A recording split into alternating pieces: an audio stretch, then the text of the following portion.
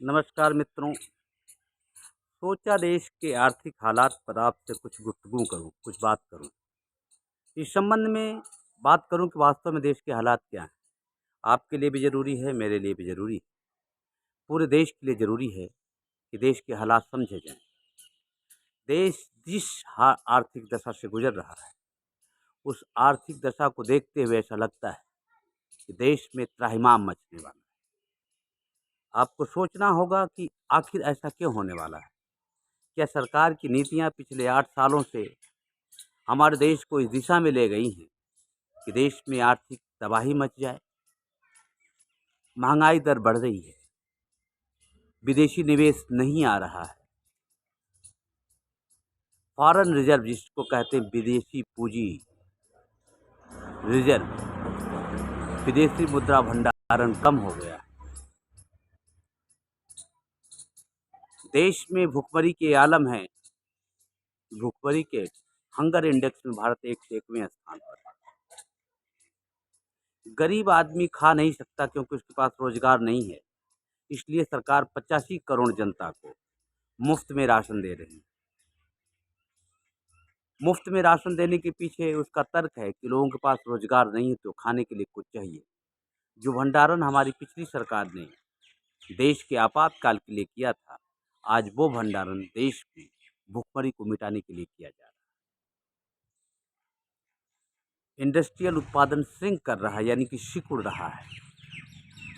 रुपया डॉलर की तुलना में कमजोर हो रहा है। पेट्रोल, डीजल, एलपीजी की कीमतें बढ़ गई। और सबसे बड़ी बात यह है कि इन सारी समस्याओं के होते हुए हम आज भी जब आँख खोल रहे हैं तो देख रहे हैं कि चर्चा हो रही है हलाल पे झटका पे, चर्चा हो रही है हलाला पे, 3 तलाक पे, चर्चा हो रही है जय श्री राम के नारे पे, चर्चा हो रही मॉब लिंचिंग पे, चर्चा हो रही पाकिस्तान पे। हमारे देश का विमर्श बिगड़ गया है। दुनिया के लोग, दुनिया के नौजवान तकनीकी माध्यम से मंगल पे बस्तियां बसाने के लिए प्रयास कर रहे हैं। वहाँ पानी और भोजन कैसे उपलब्ध हो सके इसकी तलाश कर रहे हैं। और भारत के लोग हिंदू मुसलमान पर शोध कर रहे हैं।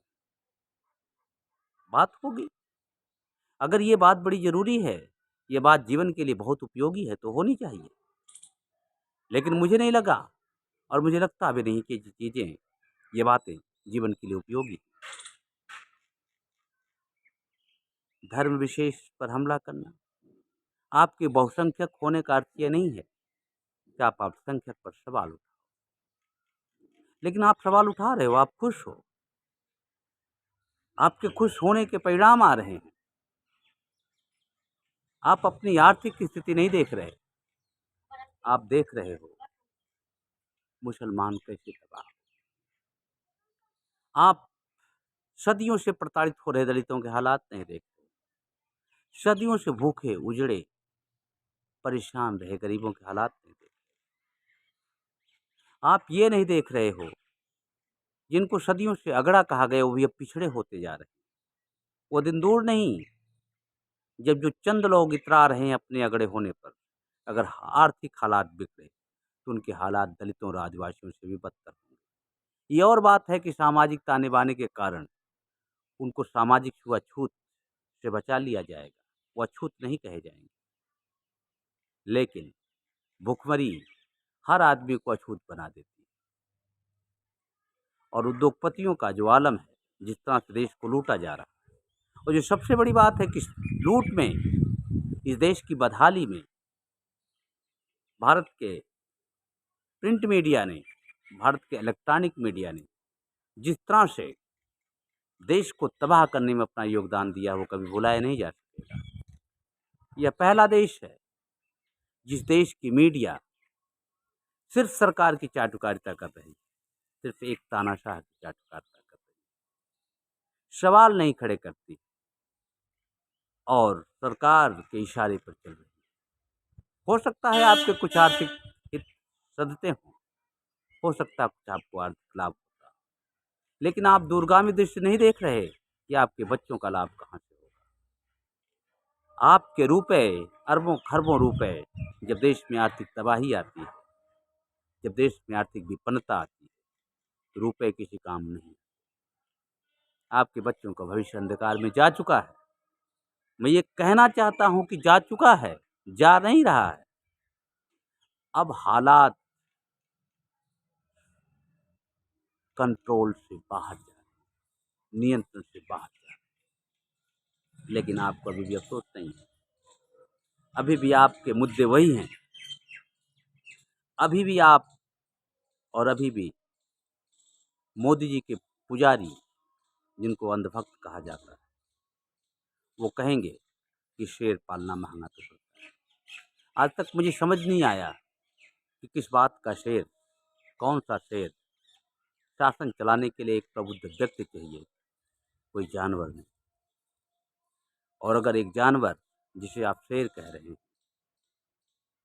वो शेर इतना हिंसक है, इतना आतताई है कि जो पूरे देश को तबाह कर रहा है, जो देश को पीड़ा दे रहा है, जो हिंदू मुस्लिम में वैमनस्य पैदा कर रहा है, ऐसा शेर क्यों पालना चाहते हैं? गुजरात के दंगों से लेकर देश में तमाम तरह के विमर्श के लिए जिम्मेदार व्यक्ति, अपने पद और प्रतिष्ठा के लिए देश को आग में झोंक देने वाला व्यक्ति, अपने अहंकार के लिए आर्थिक तंगी लाने वाला व्यक्ति, अपने मूर्खता के कारण देश में मूर्खतापूर्ण विमर्श पैदा करने वाला व्यक्ति और उसके प्रति भक्त, आपको विचार करना चाहिए। मैं देश के प्रधानमंत्री के प्रति ऐसे शब्द नहीं उपयोग कर रहा, मैं देश के मूर्ख प्रधानमंत्री के प्रति ऐसे शब्द उपयोग कर रहा। और मुझे ये कहने में आप बुरा, मेरे हृदय को शांति दे। जो छटपटाहट, वो छटपटाहट ये नहीं है मैं सत्ता का हिस्सेदार हूँ। हर व्यक्ति, हर नागरिक भारत की सत्ता का हिस्सेदार है। सत्ता अगर अच्छा काम करती तो उसमें उसकी भागीदारी, दल, संस्था, व्यवस्था कुछ भी, लेकिन जिस जिस सत्ता का हिस्सेदार मैं हूँ, उसके इतने बदहाल, इतने कुरूप हाल देखकर मैं मर्माहत। इसलिए आज कहता हूँ, अगर आज से भी, अभी से भी हर व्यक्ति, हर जन, हर नागरिक अपनी इस बदहाली के खिलाफ आवाज उठाना शुरू कर दे। सरकार बदलना ना बदलने का सवाल नहीं है, सिर्फ आवाज उठाना शुरू कर दे। सिर्फ संसद का घेराव करे, सिर्फ दिल्ली कूच करे, सिर्फ जेल भरो आंदोलन करे, गलियों और सड़कों पर नुक्कड़ नाटक करे, अखबार और मीडिया सरकार से सवाल पूछना शुरू कर दे। 6 महीने में हालात बदल सकते, अच्छे विमर्श शुरू हो सकते, लेकिन सिर्फ सत्ता बदलना, ये सोच लेना कि ये सरकार जाएगी तो दूसरी सरकार हालात बदल देगी, इससे नहीं होता। देश आवाज उठाने से चलता है, देश विमर्श से चलता है, देश आपसी साझेदारी से चलता है। और देश के नागरिकों की प्रथम भूमिका होती है वह हमेशा सतर्क रहे, एक प्रहरी की तरह, एक पहरेदार की तरह हमेशा सरकार से सवाल पूछती रहे, क्योंकि सवाल उसी का नहीं, सवाल सृष्टि का है। सवाल 140 करोड़ आबादी का है, जीव जंतुओं का है, पेड़ पौधों का है, प्रकृति का है, परमात्मा के सृजन का है और हमारे आने वाले बच्चों के भविष्य का है, इस देश का है, धर्म का है। इसलिए सवाल उठने चाहिए और सवाल वहाँ तक पहुँचने चाहिए। क्रांति के अलावा कोई विकल्प नहीं है, इनकलाब के अलावा कोई विकल्प नहीं है। शांतिपूर्ण इनकलाब, अहिंसक इनकलाब और सत्ताधारी से सवाल, हालात बदल। याद रहे, दुनिया के हालात तारीखें गवाह हैं, किसी मुल्क की सूरत तब बदली जब मुल्क के लोगों ने आवाज़ उठाई, जब मुल्क के लोगों में संवेदना आई, जब मुल्क के लोगों में आपसी भाईचारा आया, जब मुल्क के लोगों में सृजन की भावना आई। और अगर आप अपने मुल्क को बदलना चाहते हो, अपने हालात बदलना चाहते हो, तो आवाज़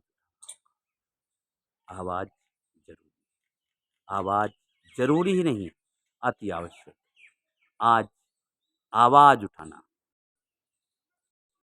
एक शौक नहीं हो सकता, सिर्फ आपको ये कहा जाए कि आप आवाज़ उठाओ, यह आपकी ज़िम्मेदारी है, ऐसा नहीं।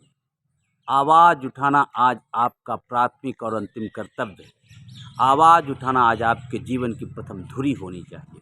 आवाज़ उठाना आज आपके जीवन का लक्ष्य होना चाहिए। आज सांसों के लिए, सांसों के रहने के लिए, जिंदा रहने के लिए आवाज़ उठाना ज़रूरी है। बस इतना ही। नमस्कार।